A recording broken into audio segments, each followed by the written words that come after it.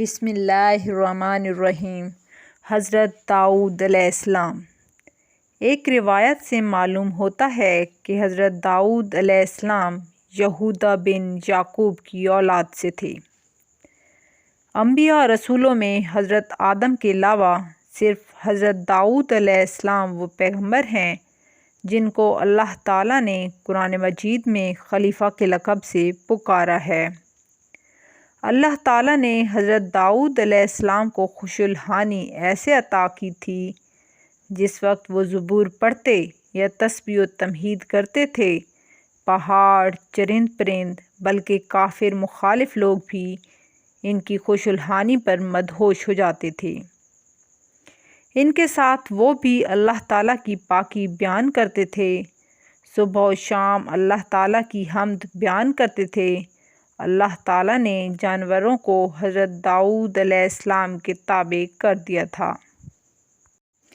یہ حقیقت ان کی نبوت کا ایک معجزہ تھا، اور دوسرا معجزہ یہ تھا کہ اللہ نے ان کو انگلیوں میں ایسی طاقت اور گرمی دی تھی کہ ان کے چھوتے ہی لوہا پگھل کر نرم ہو جاتا تھا۔ جیسا کہ اللہ فرماتا ہے، اور نرم کیا ہم نے داؤد کے واسطے لوہا، یعنی ان کے ہاتھ میں آتے ہی مثل موم کے نرم ہو جاتا تھا، اور بغیر کسی آلہ و ہتھیار بیاتشی ہاتھوں سے کڑیاں موڑ کر زرہ بناتے تھے اور لوگوں کو فروخت کرتے تھے، اور دیگر لوگ آگ میں تپا کر کڑیاں بناتے تھے۔ ایک روایت میں ہے کہ لوہے کی زرہ پہلے انہوں نے ہی ایجاد کی اور ان زرہوں کو فروخت کر کے اپنی زندگی بسر کرتے تھے۔ حضرت داؤد میں سمجھ بوجھ بہت تھی، وہ اپنی سمجھ سے بڑے بڑے پیچیدہ معاملات کو منٹوں میں سلجھا دیتے تھے۔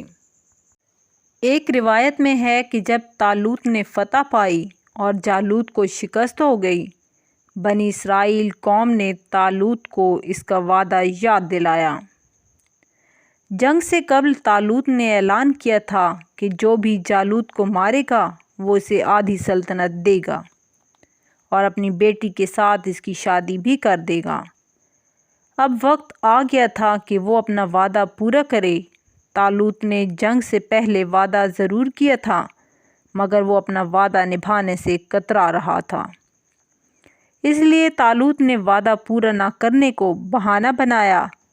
میری بیٹی بہت خوبصورت ہے، اس کے برعکس حضرت داؤد علیہ السلام کا رنگ زرد ہے، اس وجہ سے میں اپنی بیٹی کی شادی نہیں کروں گا۔ اس بات کی خبر جب حضرت داؤد علیہ السلام کو ہوئی تو وہ بولے، طالوت اپنے وعدے سے پھر گیا ہے تو پھر میں بھی اس کی بیٹی سے شادی نہیں کروں گا۔ ایک روایت میں ہے کہ طالوت نے اپنی بیٹی کو حضرت داؤد علیہ السلام سے بیاہ دیا اور اپنی سلطنت میں سے نصف سلطنت بھی دے دی۔ لشکریوں کی حضرت داؤد علیہ السلام سے اچھی دوستی تھی۔ طالوت کو یہ دیکھ کر غلط فہمی ہو گئی کہ کہیں حضرت داؤد علیہ السلام پوری سلطنت پر قابض نہ ہو جائیں۔ اس خیال کے آنے پر طالوت نے حضرت داؤد علیہ السلام کو قتل کرنے کا ارادہ کر لیا۔ حضرت داؤد نے ایک پہاڑ کے کنارے پر مسجد بنا لی تھی۔ اس مسجد میں عبادت کرنے میں مشغول رہتے تھے۔ ان کے ساتھ 70 آدمی بھی تھے، وہ بھی وہاں جمع ہو کر عبادت کرتے تھے۔ بنی اسرائیل نے طالوت سے کہا، حضرت داؤد کے ساتھ 70 مجاہد لوگ جمع ہو چکے ہیں۔ طالوت نے کہا، ہاں مجھے اس بات کی خبر ہے۔ بنی اسرائیل نے کہا، وہ سب مل کر ہمارے لیے بدعا کر سکتے ہیں، ان کی بدعا کرنے سے ہم سب تباہ و برباد ہو جائیں گے اور سلطنت بھی چھن جائے گی۔ طالوت ان کی یہ بات سن کر خوفزدہ ہو گیا۔ اس کے دل میں پہلے ہی یہ خدشہ پروان چڑھ چکا تھا کہ داؤد اس کی سلطنت پر قابض ہو سکتا ہے۔ اس نے اپنے لشکر کو ساتھ لیا اور اس مسجد کی جانب بڑھ گیا۔ اس کا یہی ارادہ تھا کہ آج وہ ہر حالت میں حضرت داؤد کو قتل کر دے گا۔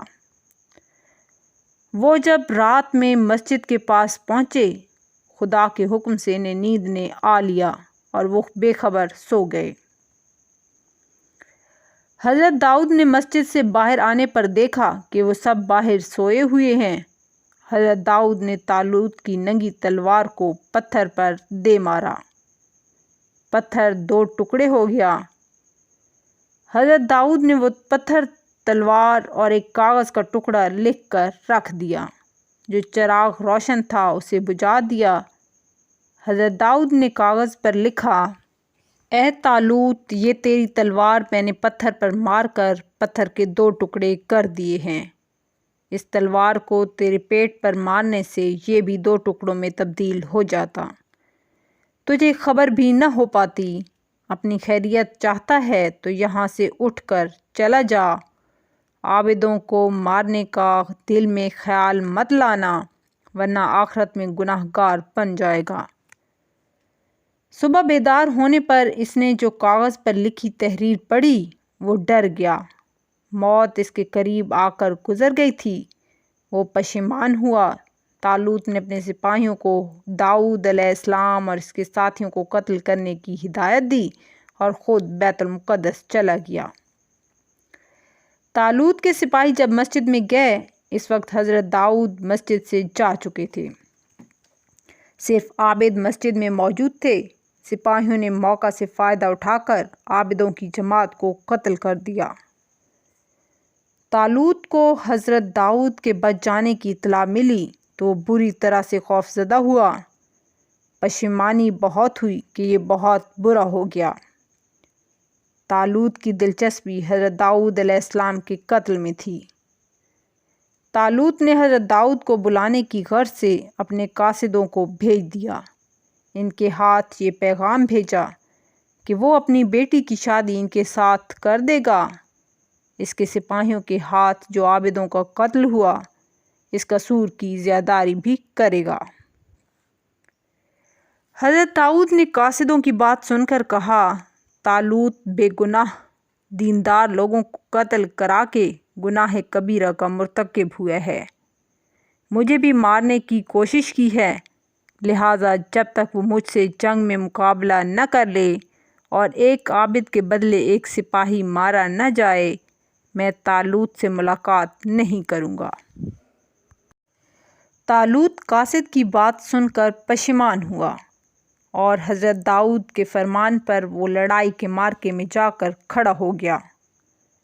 اچانک ایک تیر مخالف کی طرف سے آ کر طالوت کے سینے میں جا لگا۔